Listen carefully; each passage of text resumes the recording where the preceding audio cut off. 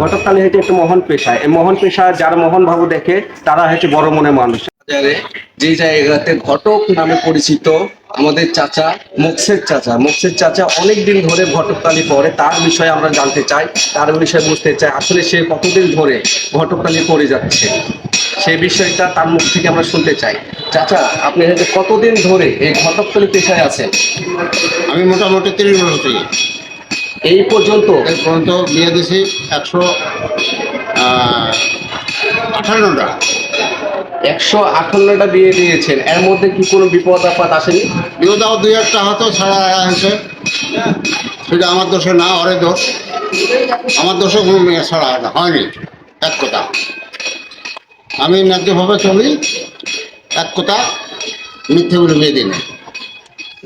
এই যে বিয়ে বিয়ে শাদীতে দিয়েছে, এই ছেলে পক্ষ বা মেয়ে পক্ষ থেকে কোনো লেনদেন এই বিষয়ে কোনো বাধাবন্ধ এসেছে কি? না, বাধা বলে মানে আমরা ইচ্ছে করে দেয়, ইচ্ছে করে নিয়ে আমরা কোনো ইয়া করে না যে এত টাকা দিতে হবে, এত টাকা দিতে হবে, এরকম না। মানে আপনাদের কোনো ফিস নাই, আপনারা যত টাকা দিবে তত টাকা নিবেন, ইচ্ছা হলে দিল, না হলে দিল না, এই তো? না দিলেও বিয়ে করলো, এই ঘটনা।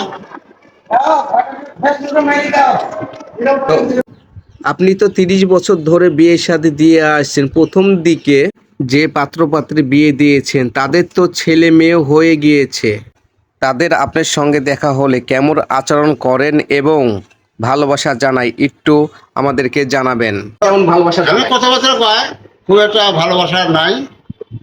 ওই দূরে পরে বিয়ে দিত, কোনো ভালোবাসা ওরকম নাই। দেখা হলে হয়তো আপন করে, এই সে মন থেকে ভালোবাসা আপনার প্রতি আছে তাদের? ভালোবাসা। যারা একটু লাগারে হয়তো ধরা ছড়া হয়তো তারা হয়তো কথা বলে না। এখন পর্যন্ত চাচার মুখ থেকে অনেক কথা শুনলাম, সে অনেক অনেক বিয়ে দিয়েছে, তো চাচা এ পর্যন্ত অনেক বিপদের সম্মুখীন হয়েছে, কিন্তু সে ঘটকতালি করতে হলে এরকম বিপদ আপদ হতেই পারে, এটা স্বাভাবিক বিষয়। কারণ ঘটকতালি এমন একটি মহৎ পেশা, ছেলে মেয়ে দুজনাই কি করে, দুজনাই এমন হয় যে ঘটক যারা তাদেরকে ছোট নজরে দেখে, কিন্তু আসলে ঘটকতালি ছোট এটা কিন্তু না। ঘটকতালি হচ্ছে একটা মহান পেশা। এই মহান পেশা যারা মহান ভাব দেখে তারা হচ্ছে বড় মনের মানুষ, আর যারা ঘটকতালি ছোট নজরে দেখায় তারা অবশ্যই ছোট নজরের মানুষ।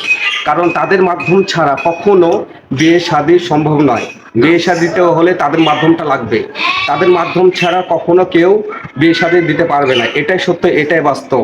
চাচা, আপনাকে ধন্যবাদ, আপনি আমাদের সঙ্গে সময় দিয়েছেন, তার জন্য আপনাকে অসংখ্য অসংখ্য ধন্যবাদ। তোমাকে ধন্যবাদ। আপনি দর্শকদের উদ্দেশ্যে কিছু কথা বলতে চাইলে বলুন।